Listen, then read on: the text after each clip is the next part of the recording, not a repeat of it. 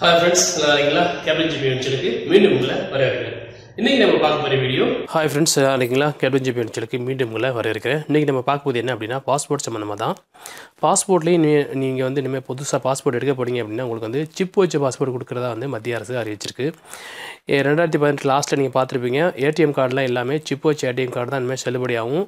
Chip வைக்காமல் உள்ள ATM கார்டெலாம் வேலை செய்யாதுன்னு சொல்லியிருந்தாங்க. அதே மாதிரி 2018 அது முடிஞ்சு 2019 எல்லாருக்கும் வந்து இப்போ சிப் வச்ச ஏடிஎம் கார்டு கொடுக்குறாங்க. என்ன காரணம் அப்படின்னா அந்த பழைய ஏடிஎம் கார்டில் வந்து பாதுகாப்பு குறைபாடுகள் இருக்குது. இப்போ சிப் வச்சதில் ரொம்ப பாதுகாப்பாக, அதாவது யாரும் ஹேக் பண்ண முடியாது, நம்மளோட பைசாவை யாரும் காண முடியாது அப்படிங்கிறதுக்காக வந்து திட்டத்தை கொண்டு வந்தாங்க.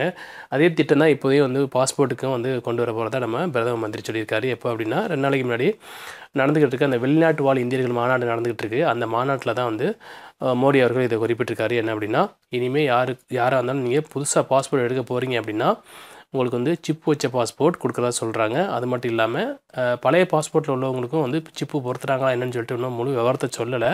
இந்த நடைமுறை இன்னும் நடைமுறைக்கு வரல, ஆனால் வந்து இது வந்து நடைமுறை வந்துடும் அப்படின்னு சொல்லியிருக்கிறாரு. நம்ம இந்தியா டிஜிட்டல் இந்தியா, அதனால எல்லாமே டிஜிட்டலாக மாறிக்கிட்டு இருக்குது. பாதுகாப்பை தான் அவங்க வந்து பலப்படுத்திக்கிட்டு இருக்கிறாங்க.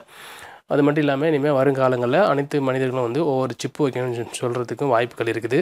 அந்த தகவல் பிடிச்சிருந்துச்சா உங்கள் நண்பர்களுக்கு ஷேர் பண்ணுங்கள். இது வரைக்கும் நம்ம சேனலை நீங்கள் சப்ஸ்கிரைப் பண்ணலைன்னா சப்ஸ்கிரைப் பண்ணிக்கங்க. மீண்டும் ஒரு நல்ல தகவலோடு சந்திப்போம்.